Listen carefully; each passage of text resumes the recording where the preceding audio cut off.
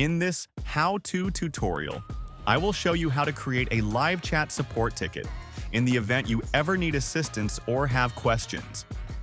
Once we are logged in, I will click the Help Desk button in the top right of the navigation bar. I will click the Add New Ticket button to begin a new chat. I will select the relevant category for my ticket and then also give it a title that is relevant to my inquiry.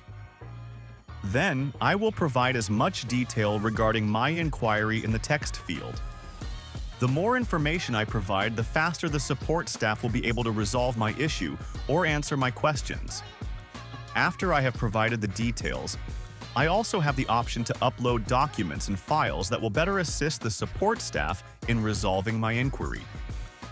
Now that I have input everything necessary, I can click the Submit button to open the ticket with the support staff.